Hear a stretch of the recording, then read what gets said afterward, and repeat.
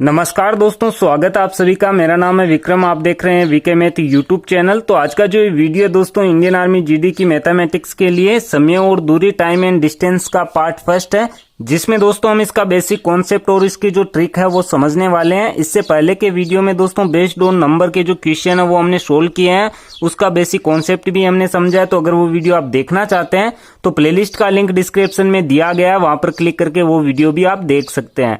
चलिए आज के इस वीडियो को शुरू करते हैं। तो समय और दूरी, टाइम एंड डिस्टेंस के टॉपिक में दोस्तों सबसे पहले है चाल। तो दोस्तों चाल जिसे कहते हैं स्पीड, इसकी डेफिनेशन हम समझे तो इस प्रकार से हम कह सकते हैं कि किसी व्यक्ति वाहन द्वारा इकाई समय में तय की गई दूरी को उस व्यक्ति या वाहन की चाल कहते हैं। तो चाल का दोस्तों फॉर्मूला होता है दूरी बटे समय। अब यहाँ पर देखिए ये जो एक फॉर्मूला है चाल का दूरी बटे समय, इसी फॉर्मूला से दोस्तों बाकी की जो फॉर्मूला हमें चाहिए, जैसे दूरी का है, समय का है, वो हम ज्ञात कर सकते हैं।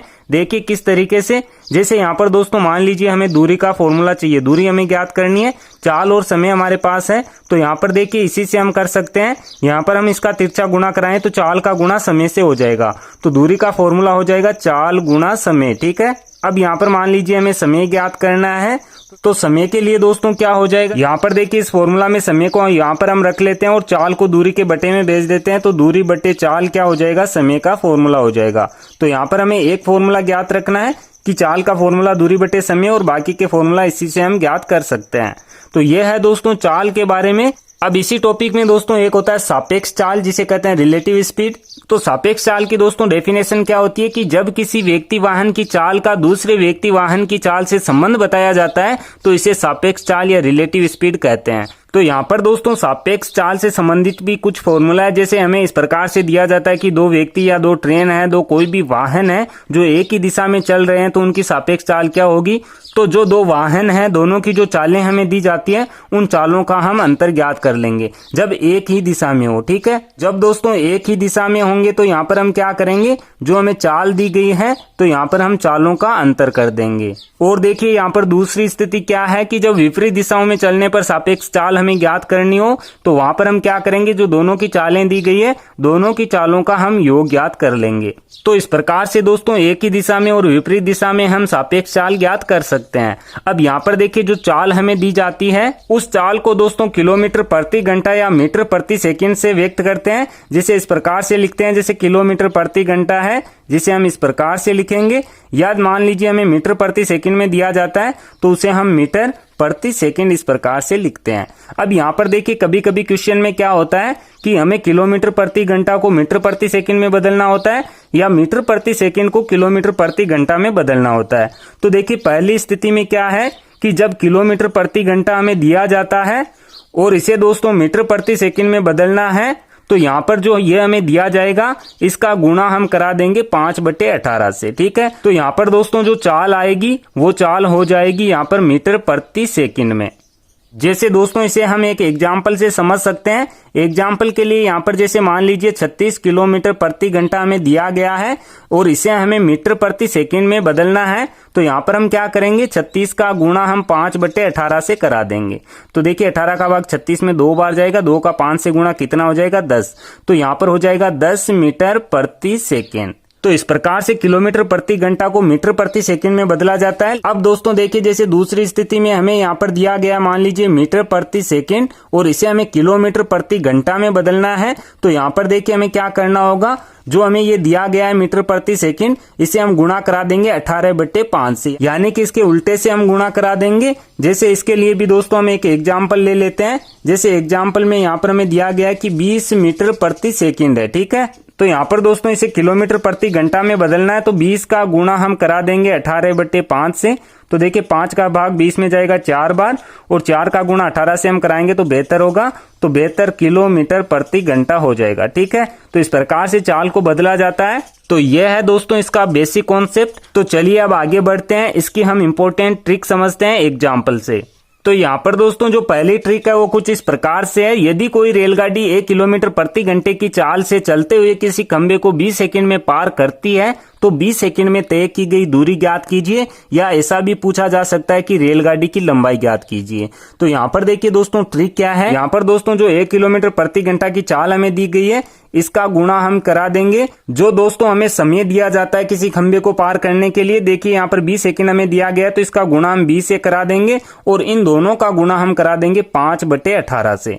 तो ये जो मान आएगा दोस्तों ये आएगा मीटर में, क्योंकि हमें लंबाई ज्ञात करनी है। तो यहाँ पर दोस्तों इस प्रकार से ये ट्रिक है 20 सेकंड में तय की गई दूरी की या रेलगाड़ी की लंबाई की। ठीक है, तो चलिए इसके लिए हम एक एग्जाम्पल लेते हैं और एग्जाम्पल से इस ट्रिक को अच्छे से समझ लेते हैं। तो यहाँ पर दोस्तों इस ट्रिक के लिए जो एग्जाम्पल है वो कुछ इस प्रकार से है। 60 किलोमीटर प्रति घंटा की चाल से जा रही एक रेलगाड़ी एक खंबे को 30 सेकंड में पार कर जाती है, तो रेलगाड़ी की लंबाई कितनी है। तो इसके लिए दोस्तों देखिए ट्रिक ये है कि चाल के साथ में समय का गुणा कराना है, इसका गुणा 5/18 से कराना है। तो यहाँ पर देखिए क्या हो जाएगा, यहाँ पर चाल हमें दी गई है 60 किलोमीटर प्रति घंटा, इसका गुणा हम करा देंगे बी जो समय हमें दिया जाता है 30 सेकंड दिया गया है, इससे करा देंगे गुणा, ये हो जाएगा 5/18 से। इसे हम सोल्व कर लेंगे तो रेलगाड़ी की लंबाई हमें ज्ञात हो जाएगी। तो यहाँ पर देखिए 3 से हम कटा देते हैं, 6 बार 18 को कटाएंगे और यहाँ पर दोस्तों 30 कटेगा 10 बार और 6 से 60 कट जाएगा 10 बार, आसानी से कटा सकते हैं। 10 का गुणा 100 हो जाएगा, 100 का गुणा 5 से कराएंगे कितना हो जाएगा 500। तो 500 मीटर रेलगाड़ी की लंबाई है। ठीक है, इस प्रकार से आसानी से कुछ ही समय में ऐसे क्वेश्चन आप सोल्व कर पाएंगे। चलिए आगे बढ़ते हैं, इसकी अगली ट्रिक हम समझते हैं। तो यहाँ पर दोस्तों ट्रिक नंबर 2 है वो कुछ इस प्रकार से है कि किसी स्थिर व्यक्ति को रेलगाड़ी द्वारा पार करने में लगा समय, जब रेलगाड़ी की लंबाई और रेलगाड़ी की चाल हमें दी जाती है, तो रेलगाड़ी की लंबाई बटे रेलगाड़ी की चाल हम करते हैं और इससे हम समय ज्ञात कर सकते हैं। यहाँ पर दोस्तों स्थिर व्यक्ति है, कोई खंबा भी हो सकता है, तो स्थिर वस्तु होनी चाहिए। तो चलिए इसके लिए भी हम एक एग्जाम्पल लेते हैं और इस ट्रिक को भी अच्छे से समझ लेते हैं। तो यहाँ पर दोस्तों इसके लिए जो एग्जाम्पल है वो कुछ इस प्रकार से है। 300 मीटर लंबी रेलगाड़ी जिसकी गति 60 किलोमीटर प्रति घंटा है, एक बिजली के खंबे को कितनी देर में पार कर लेगी। तो यहाँ पर दोस्तों देखिए जो हमें रेलगाड़ी की लंबाई दी गई है वो 300 मीटर में दी गई है और यहाँ पर जो इसकी चाल दी गई है वो यहाँ पर देखिए 60 किलोमीटर प्रति घंटा में दी गई है। तो इस चाल को हमें सबसे पहले तो मीटर प्रति सेकंड में बदलना होगा, जिसके लिए दोस्तों हमें क्या करना होगा, जैसा कि अभी मैंने आपको बताया, इसे 5/18 से गुणा कराना होगा। तो इसे हम बदल देते हैं सबसे पहले तो मीटर प्रति सेकंड में, तो 60 का गुणा हम करा देंगे 5/18 से। ठीक है, तो इसे दोस्तों हम सोल्व कर लेते हैं। तो यहाँ पर देखिए 6 का भाग 60 में भी जा रहा है 10 बार और यहाँ पर 18 में जा रहा है 3 बार, तो 10 का गुणा 5 से कितना हो जाएगा 50 और बटे में रह जाएगा 3। तो 50/3 क्या हो जाएगा मीटर प्रति सेकंड। तो अब यहाँ पर दोस्तों वो समय हम ज्ञात कर सकते हैं जो एक बिजली के खंभे को पार करने में रेलगाड़ी को लगा है, जिसके लिए दोस्तों यहाँ पर ट्रिक है रेलगाड़ी की लंबाई बटे रेलगाड़ी की चाल। तो यहाँ पर देखिए रेलगाड़ी की लंबाई है 300 मीटर और चाल हमने ज्ञात कर लिया 50/3 है, तो इसके बटे में 50/3 हम रखेंगे। इसे अब देखिए किस प्रकार से हम सोल्व करेंगे। 300 यहाँ पर दोस्तों ऊपर रहेगा, 3 है जो 300 के गुणा में चला जाएगा, बटे में 50 रह जाएगा। ठीक है, तो यहाँ पर देखिए एक शून्य से एक शून्य को कटा देंगे, 5 का भाग 30 में जाएगा 6 बार, 6 का गुणा 3 से हो जाएगा, तो यहाँ पर आएगा 18। तो रेलगाड़ी को दोस्तों खंबे को पार करने में 18 सेकंड लगेंगे। इस प्रकार से इस ट्रिक से ऐसे क्वेश्चन आप आसानी से सोल्व कर सकते हैं। चलिए आगे बढ़ते हैं। अब यहाँ पर दोस्तों किसी पुल को रेलगाड़ी द्वारा पार करने में लगा समय अगर हमें ज्ञात करना हो तो उसकी ट्रिक यहाँ पर क्या है, चलिए वो ट्रिक भी हम समझ लेते हैं। तो यहाँ पर दोस्तों जो अगली ट्रिक है वो कुछ इस प्रकार से, किसी पुल को रेलगाड़ी द्वारा पार करने में लगा समय रेलगाड़ी की लंबाई प्लस पुल की लंबाई बटे रेलगाड़ी की चाल। तो इस ट्रिक से दोस्तों हम समय ज्ञात कर सकते हैं किसी रेलगाड़ी द्वारा किसी पुल को पार करने में जो लगा समय है। तो चलिए इसका भी एक एग्जाम्पल हम लेते हैं और इसे भी अच्छे से समझ लेते हैं।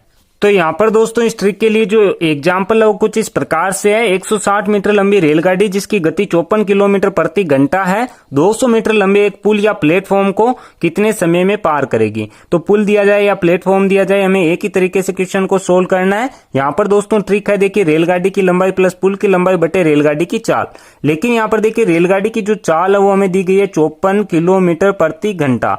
लेकिन यहाँ पर दोस्तों देखिए जो रेलगाड़ी की लंबाई है वो मीटर में हमें दी गई है, तो इसे भी हमें किलोमीटर प्रति घंटा जो दिया गया है इसे भी हमें मीटर प्रति सेकंड में बदलना होगा, जैसा कि अभी हमने किया था। तो हम क्या करेंगे, यहाँ पर दोस्तों 54 का गुणा हम करा देंगे 5/18 से।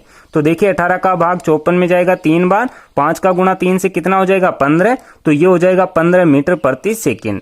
तो यहाँ पर हमने इसकी चाल सही ज्ञात कर ली है। अब यहाँ पर ये फॉर्मूला, ये ट्रिक जो है हम लगा देंगे। तो रेलगाड़ी की लंबाई है दोस्तों यहाँ पर देखिए 160 मीटर प्लस इसमें देखिए जो प्लेटफॉर्म की लंबाई है या जो पुल की लंबाई है वो हम ऐड कर देंगे। तो ये है 200 मीटर और बटे में यहाँ पर देखिए क्या हो जाएगा 15, जो यहाँ पर हमने चाल ज्ञात की है। तो यहाँ पर देखिए 160 200 को ऐड करेंगे तो ये हो जाएंगे 360 और बटे में हो जाएगा 15, 15 का भाग 360 में लगाएंगे 24 बार जाएगा, तो 24 सेकेंड का उससे समय लगेगा पार करने में। ठीक है, तो इस प्रकार से ये दोस्तों ट्रिक है जिससे आसानी से ऐसे क्वेश्चन आप सोल्व कर सकते हैं। उम्मीद करता हूं कि आज का ये वीडियो आपको पसंद आया होगा। आगे आने वाले वीडियो में दोस्तों हम और ट्रिक समझेंगे। तो अगर ये वीडियो आपको अच्छा लगा तो वीडियो को लाइक और शेयर जरूर करें। आगे आने वाले वीडियो देखने के लिए आप इस चैनल को सब्सक्राइब कर सकते हैं।